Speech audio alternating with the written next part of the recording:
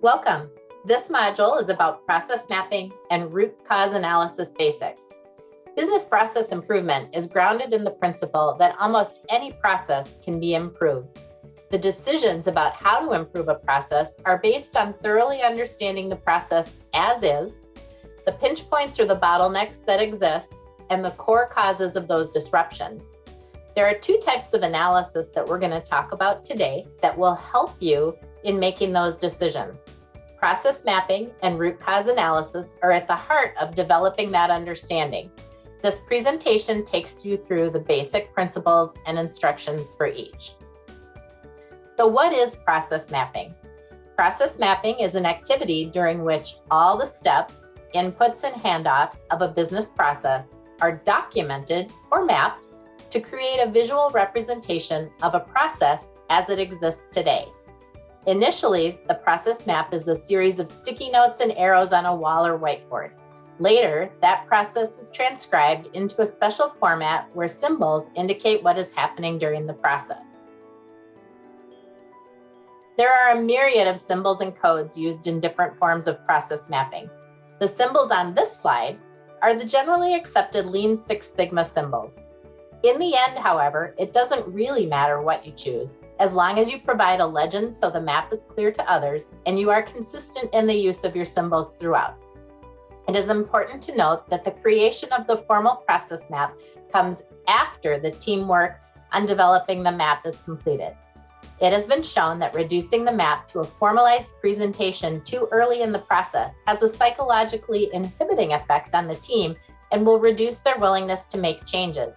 Sticky notes on a whiteboard, to humans at least, seem much easier to change. Before you get the gang together to start working, you'll want to gather the tools you'll need to support the process mapping. Process mapping can be an intense, high-energy experience, and you don't want to slow the roll by running out of the things you need. That doesn't mean you shouldn't take planned breaks at all. You'll need to. Just that unplanned stops and starts can be disruptive to the process. Conducting process mapping in person is a tried and true method for getting the as-is process documented. Let's focus on that method first. Here are the key things you'll need for in-person process mapping. First of all, a dedicated space. This could be an office, a conference room, or even a low-traffic hallway. The key attributes you're looking for include a dedicated space where work in progress does not need to be moved after each session. Looking at this picture, you can see why. And large enough for the team to be able to move around, located where an energetic group doing lots of talking won't disrupt others who are trying to work. It should be well lit and otherwise comfortable for extended meetings. You'll want your space to contain a whiteboard or a wall large enough to hold the sticky note roadmap that will become the process map. You'll also want sticky notes, lots of them. Try to have at least 6 different colors, one for tasks, one for inputs, one for documentation, one for deliverables, one to represent other teams, and one for questions. You'll want a large flip chart to record parking lot issues, pens and markers, and then creature comforts like snacks and beverages if desired. And of course, you'll want the process mapping team. The team that will build your as-is process map is not the same necessarily as your BPI team. The process mapping team should include, as much as possible, everyone who currently engages in the process. You'll want diverse perspectives at the table. What some find easy and workable, others may not. What is clear to one person may not be to another. You may find out that not everyone conducts the process the same way. Shortcuts get developed, changes only get partially embraced, and so on. So more perspectives will help you flesh those things out. Most importantly, including as much of the entire team as possible helps build buy-in from more members of the team and increases your likelihood that your changes will be accepted. Consider including representatives from teams that provide inputs to the process or use the output. In addition to getting both perspectives on the handoffs, you may learn that something the process team doesn't believe is important is incredibly important for another team, or vice versa. And this is critical. Don't avoid your change-resistant people. Embrace them and include them. Including them in the process both diffuses objections they may have later, and they're more likely to embrace change if they were part of the process being used to determine how to move forward. You'll want the right facilitator. If at all possible, choose a neutral facilitator and preferably not a manager of the process mapping team. The facilitator's role is not to steer or sway the team, just to honestly record the process and ask the right questions to get all of the details. Using a manager or other supervisor with direct control over the team can inhibit open and honest discussion. In legal aid organizations, consider carefully whether your facilitator should be one of the attorneys. There is a power dynamic at play that can sometimes inhibit non-attorney staff from being candid and open. If your budget allows, consider bringing in an external facilitator, or if you're really lucky, find someone who can do it pro bono for you. It's often the best way to go. Make sure that you discuss your meeting cadence with your facilitator and make decisions about how you will approach the process mapping process ahead of time. Do you want to hold longer, more intensive sessions or shorter burst sessions? Both have pros and cons. Longer sessions can be more productive, but also more draining, and it can be harder to pull people away from their primary jobs for long stretches of time. Shorter sessions are often easier to schedule, but it will take more and overall take longer to get the process mapping completed. You will need to decide what makes the most sense for your organization.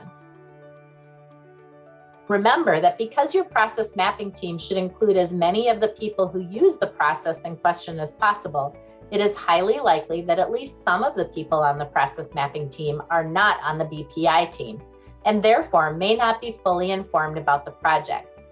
Because of that, it's important to start the first meeting with a review of the overall project, why it is being conducted, the goals, the project charter, and the team ground rules. Buy-in from this group is critical. They have the most skin in the game and likely the most fear and questions. Often, some members of teams undertaking a process improvement initiative have concerns about how the changes will impact them, the security of their jobs, the impact on clients, and other related questions. It's important to address these questions and concerns as tactfully and honestly as possible early in the process. When you have the team together, you'll want to review how process mapping works, why it's important, and how the team will work together to create a complete map. Remind the team that there is no judgment or criticism allowed during this process. People need to feel safe to volunteer that they've been doing something differently or didn't know something about the process. And it's important information to gather because it supports making good changes for the future. Make certain that the team understands the time commitment for process mapping. Depending on the complexity of the process in question, this could be one intense session or multiple sessions spread out over days or weeks. It's important for the team to shape their expectations. It's also a good practice to conduct this introductory meeting prior to the first mapping session. About that project charter and team ground rules. These are documents drafted by the BPI team. In a nutshell, a project charter ensures that everyone is on the same page with regard to scope, objectives, deliverables, roles and responsibilities, and the like. Moreover, the project charter is a concrete document that the team can come back to reorient if the project veers off course. It includes things like your objectives, what process is being improved, the reasons why for the project, the goals, the timelines and milestones, the BPI team and roles, who your key stakeholders are and why they're important, and lastly, and very importantly, the BPI team communication plan. Team ground rules can be helpful for working together. These capture behavioral expectations of the BPI team and should also apply to the process mapping team. This can be especially important if the team does not know each other well or there's a history of tension or conflict. Topics for the team ground rules can include the location and time of meetings, what to do if a team member has or will miss a meeting, what is acceptable meeting decorum, who is taking agendas and notes, and how work assignments will be handled. Now that you've gathered the process team and your tools, you've reviewed the project charter, ground rules, and information about the project, you're actually ready to start mapping your process. The first question to ask, and it's not always easy, is where does this process begin? Sometimes the beginning point is clear. Telephone intake typically begins when intake staff pick up the phone. Other times it will be less clear. Does form assembly start with the request for the form, or earlier when information is collected during a client interview? Either way, the team will need to agree on the starting trigger for the process. That trigger is recorded in a green circle on your map. The next question to ask is, when does the process end? Often this is a deliverable associated with the process, such as a completed intake or a filing ready form. Whatever form it takes, the team should clearly articulate the endpoint of the process and also record that on your map. Both the first and last step of the process should be documented in the team's workspace. These important steps form the boundaries of the team's work. With the first and last steps on the board, the team is now ready to begin filling in the process steps. This is a collaborative activity. Starting with the first step, the facilitator will lead the team through each step in the process. Team members jot the activity at each step on Post-it notes, with all team members contributing their thoughts and ideas. The idea is to create a complete flow chart of the process that includes all activities, documents, inputs and outputs, roadblocks and hurdles until the entire process is up on the wall. Sticky notes are used so that any piece of the map can be moved to reflect the team's continuing discussion and capturing of the workflow. For example, if a step gets missed the first time around and the team discusses it later, you can simply move the sticky notes around to add it. Remember that this activity and the map itself are fluid until everyone agrees that they've reached the final state.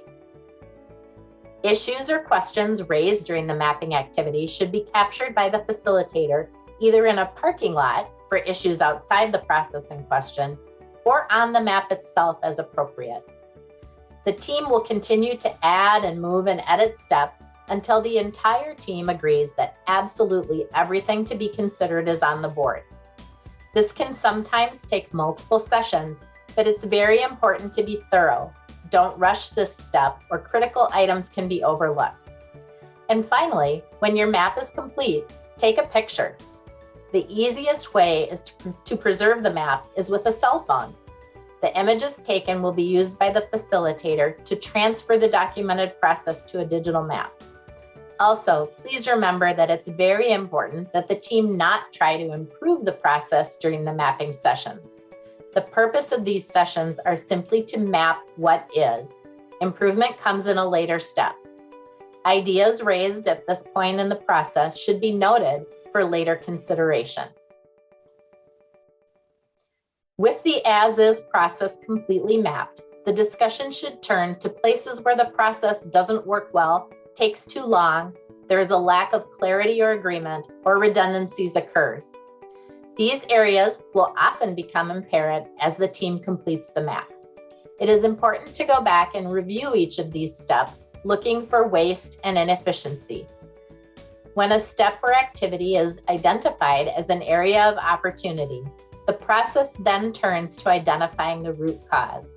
This is the heart and soul of process improvement. Understanding the root cause of issues, which is often quite different than the apparent cause, will help the team to identify potential changes to improve the process. The inefficiencies in the process are a symptom of the issue, but you will want to use the 5 whys or a similar root cause analysis to get to the actual cause. Here's a great little video on using the 5 whys. Years ago, the stone exterior was deteriorating at the Jefferson Memorial in Washington, D.C., a popular monument in the United States. Repairing the stone or painting over the worn areas was too expensive, so park rangers turned to root cause analysis and started asking why. Why was the stone deteriorating? High-powered sprayers were being used to wash the memorial every 2 weeks. Why were high-powered washings needed every 2 weeks? Because of bird droppings. Asking why stopped because it seemed the cause was found. Workers put nets around the building, but they were unsightly, and the birds found ways around them. So it was back to the drawing board, or the 5 whys. Why are there so many birds? They come to feed on spiders. Why are there so many spiders? They feed on insects at night. Why are there so many insects? They're attracted by lights that shine on the memorial at night. With a new cause found, questions stopped, and a plan was created to reduce the amount of time the memorial spent in the spotlight at night, and it worked. The insects were reduced by 90%, and with the root cause removed, the excessive cleaning was no longer needed. An unexpected benefit was a cost savings realized by using less electricity. This highlights how root cause analysis can involve trial and error, and how the 5 whys isn't always limited to exactly 5 questions. Read more about root cause analysis and the Jefferson Memorial story at the link below. You'll want to complete a similar root cause analysis for each of your identified areas of opportunity for improvement. During this presentation, we've focused on in-person process mapping in this module, but it's not the only way to conduct this analysis. If COVID-19 has taught us anything, it's that with a little flexibility and the right tools, you can do just about anything remotely that you can do in person. If your team is working in a hybrid or remote environment, or is extremely geographically dispersed, getting together in person might be difficult or impossible. This is no excuse for not working on BPI. Specialized tools exist to approximate the in-person process mapping experience. By now, we're all familiar with Zoom, Microsoft Teams, or other virtual meeting tools. You can use those to do things like creating your project charter or team ground rules. In addition, specialized digital whiteboarding software like Mural or brainstorming software like Jamboard can be used to capture the team's input on the process map. The image you see on your screen happens to be of Mural. You can find a list of tools on our BPI website at legalaidprocess.org. Working in a 100% digital environment does require some special considerations. You'll want to build in a little time for the team to be trained on and get comfortable with whatever software you choose. Also, the team and the facilitator should be conscious of the level of participation of all team members. It can be much easier to hide or be overlooked in a digital environment than in person. Finally, the facilitator and team members should ensure that all team members do not stop or fail to contribute because of a lack of comfort with the tools. Levels of technology skill and comfort vary. Don't let that get in the way of having a productive team experience. With your process map and root cause analysis for each area of opportunity completed, the BPI team needs to decide on a priority ranking for the areas of opportunity. To do so, the BPI team will likely need the input of the mapping team regarding which opportunities will deliver the most impact. Working together to create a prioritization matrix can be helpful. Factors to consider are how much effort and cost each opportunity will take to address, whether the team has the capacity to take on that effort, and how much and how quickly the impact of the changes will be felt. The opportunities should then be ranked in priority order. Keeping in mind the 80-20 rule, that is, that 20% of the causes create 80% of the impact. Choose which initiatives to address. Focusing on the top 20% first will yield the most results for your project. Likewise, the law of diminishing returns also applies to process improvement. Tackling all of the opportunities on the list, including those that fall at the bottom of the priority matrix, will not necessarily yield results that are worth the effort. Know when to say when. That's it. Your team now has all of the information it needs to head into the implementation stage.